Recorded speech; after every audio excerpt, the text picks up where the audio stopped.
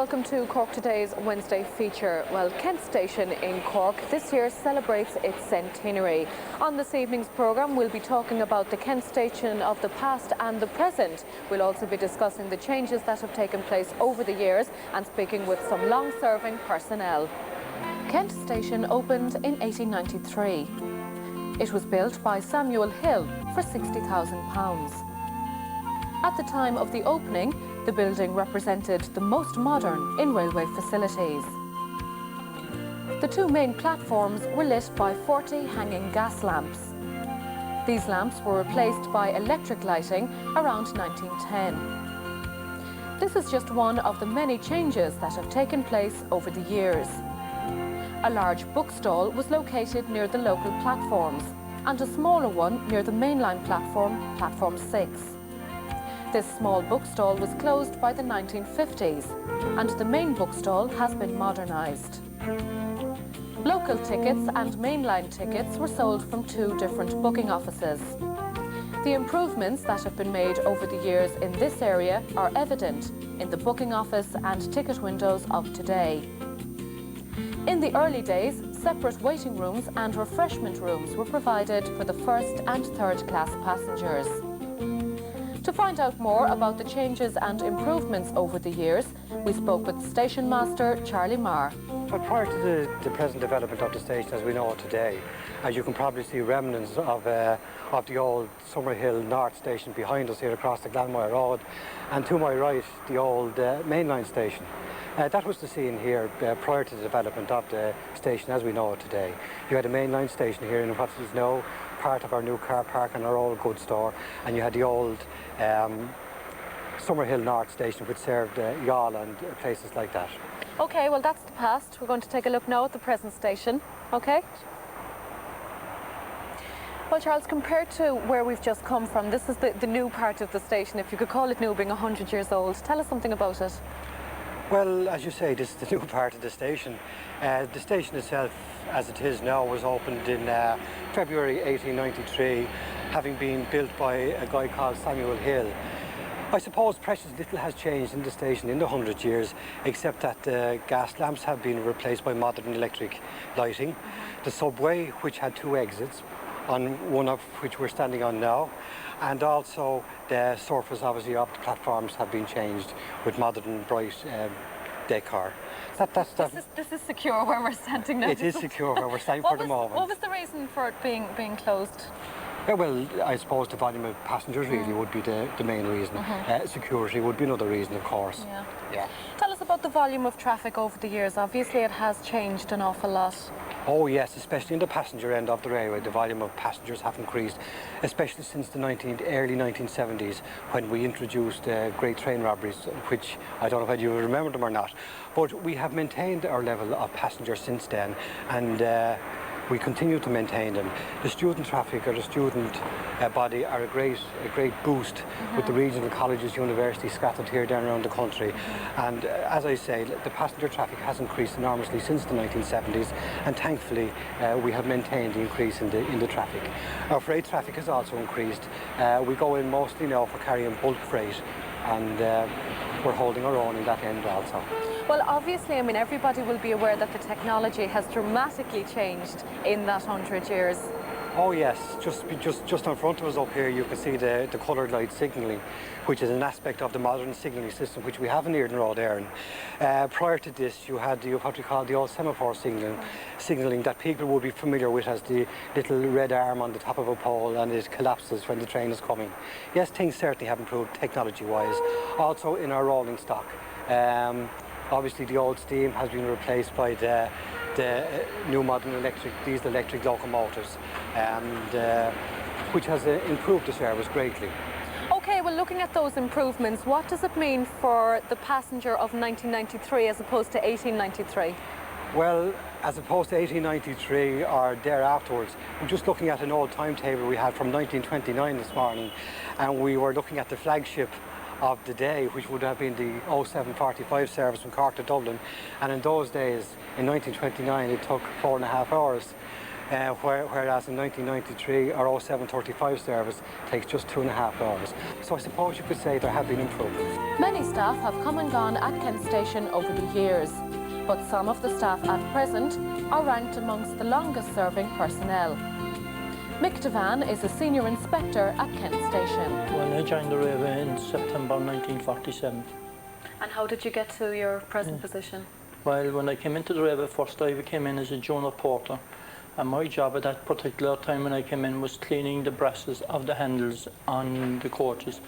All the carriages at that point in time were all brass, the whole lot were all brass along the side of the train. Well, obviously, I mean, that's one thing you've mentioned there. You noticed an awful lot of changes over the years.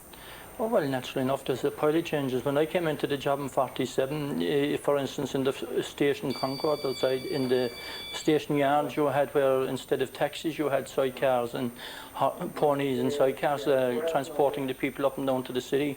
As a matter of fact, there was at least 3 sidecars outside other taxis were there at the time. All the mails were transported to and from the GPO by horse and cart, and there was very little road transport there really. This area you were saying earlier on has also changed, the area we're in now.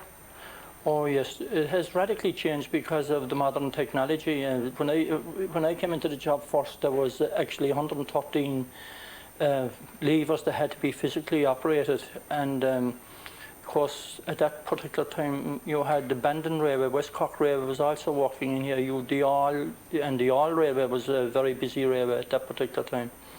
And you had a different type of rolling stock. The marshalling yards outside were way different. They were what we refer to as loose couple trains at that point in time.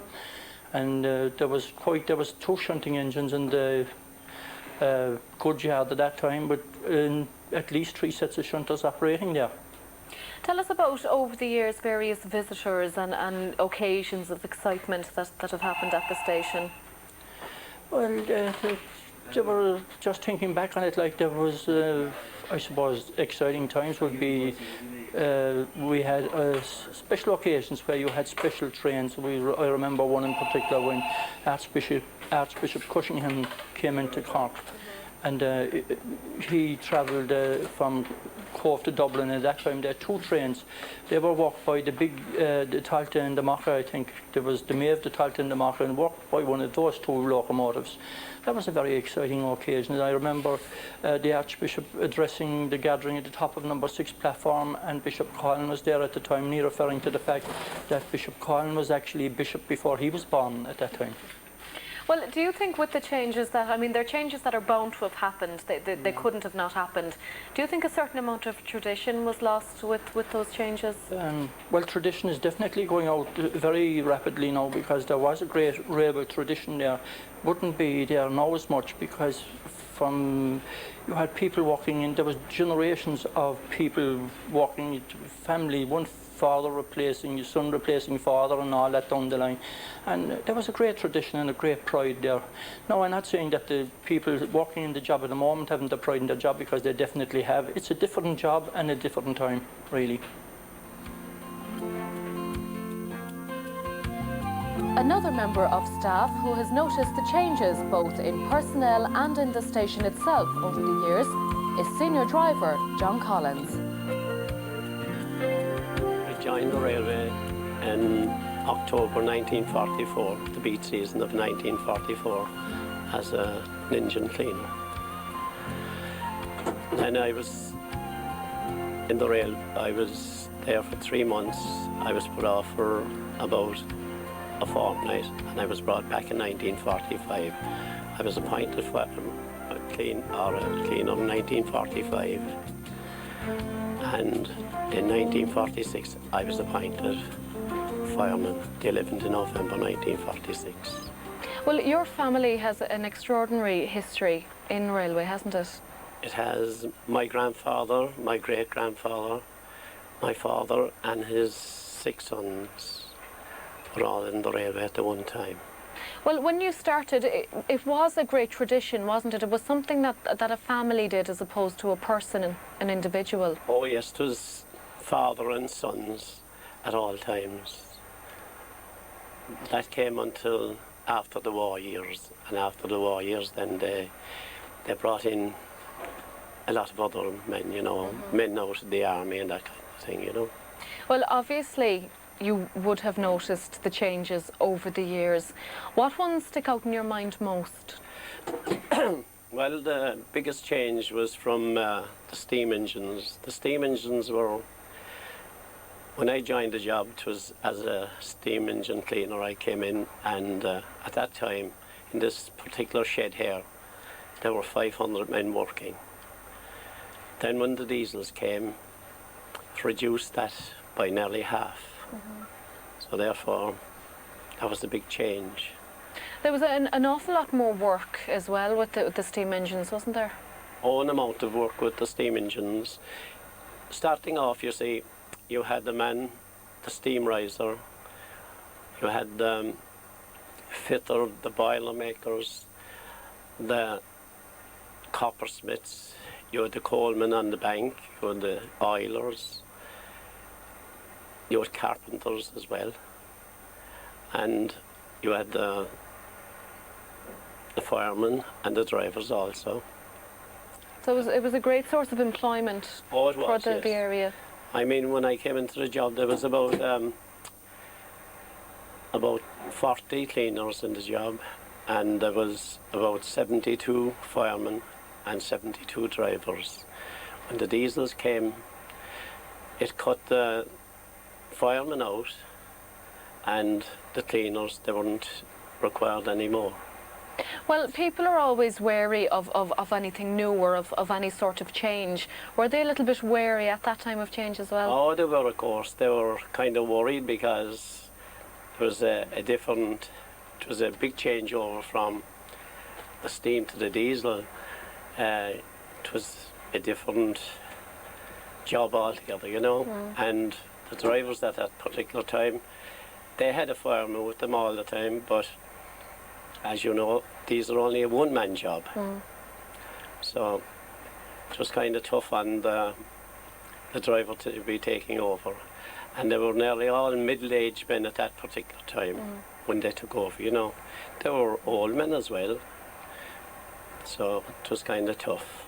Was there the bit of excitement though as well? This was obviously something new. I mean, the technology must have seemed really out of this world. Oh, it was, of course. And you see, it was great to be getting up in the diesels because you weren't out under all weathers like you were when you were a fireman and a driver. You see, when you were a fireman, you were out in all kinds of weather, rain, hail and snow, and you were getting bad wettings. And you see, it's beautiful inside in the diesel now because you won't get wet at all. At that particular time now, the men, they died young men, you know, because they were getting bad wettings and, you know, going into dormitories. At that particular time, there was no baths or showers in the dormitories. Nowadays, we have baths and we have showers. Everything is more modern today. Well, obviously you've met an awful lot of people over the years working at the railway. You've worked with an awful lot of people. There must have been some great characters and great dedication among workers. Oh, sure, there was fierce dedication, especially back in the steam days. There was fierce dedication to the job. I mean, there was #1 drivers in the steam days. They were, you know, top-notchers, and they'd pick their firemen. If there was, say, if they were going to Dublin for an All-Ireland now, the top-notch drivers, naming a few of them now, there was the Mullet Sheehan, they used to call him, Jerome Leary, Mick Carey, and they'd all pick their own firemen, which at that particular time now was Sean Cotter was one of the great firemen, and Jimmy Linehan was another great fireman, and Bill Airden and Bertie Welsh. They were all picked men, you know, for particular jobs. So the men had their own firemen, if you like. Well, I mean, to a lot of them, it wasn't a job at all, John, was it? I mean, it was something that they'd always wanted to do and something that was part of their family. Oh, sure, I mean, from when they were going to school, they wanted to be drivers. You know, that's the way I looked at it when I was a young lad going to school. My ambition was to be a driver on the railway, same as my father. And that was the same with all the other lads. Eddie there, you know, his father was a driver, and Charlie Cogan was a driver, and they all wanted to be drivers, the same as myself, you know. Well, what about excitement and visitors and special occasions at the station over the years? Oh, sure, there was always a bit of excitement in the stations, especially, you know, when the President of Ireland, Mary Robinson, when she's coming, you know, there's fierce excitement. The red carpet is down for Mary Robinson, and, you know, you have to go a certain speed along the road when she's having her meal, and you're told to go at a certain speed and all this kind of stuff. At one time there was the American ambassador to Ireland. He travelled by steam, and there was a record at that particular time. It was 2 hours 27 minutes, Cork to Dublin. The driver was Mark Foley, the fireman was Paddy Cornelly, and the engine was 402. They made one stop in Thurles, and they did the trip in 2 hours 27 minutes. Definitely something to be remembered. Well, it was something to be remembered, all right, especially on a steam engine. We do it with a diesel now, all right, but the steam engines, no, they wouldn't do that speed, like. That was exceptional. Well, you're retiring this year, John. That's right. What I mean, looking back, for somebody who's, I mean, it's been your life, it's been in your family history. Is there any particular thing that you'd miss most? I should miss the company. The lads are all very nice lads, and you know, I've lots of friends all over the country. Places I went to, Waterford and Tralee and Dublin. I have great friends in Dublin, especially in the maintenance department there. They're all very nice lads. Waterford, I always liked Waterford, and Tralee is a great town, and there are great lads working there. Is some of the tradition gone? Oh, it's gone, definitely. You see, long ago there was great tradition there because it was handed down, you know, father to son, but like, there are quite a few outsiders coming in now. Well, I have nothing against outsiders or anything, you know, but the dedication was with the railway people long ago. We were very dedicated. You have a lot of happy memories? Oh, very happy memories in the job, yeah. I loved the job. Every day I came to work, I loved every day. Every trip I did, one trip better than the other. And my ambition was always to go from point A to point B on time and in safety. Are they going to be able to still see? Are you going to be coming up and down to Kent Station every so often? Well, I will. I'll never forget the job anyway, for one thing. And, well, I belong to the sick fund here with the lads, and I won't forget them anyway. I run the sick fund and retirement funds and that kind of thing, and I'm the secretary of the CIE Billet Club below, and yeah, I won't forget them at all.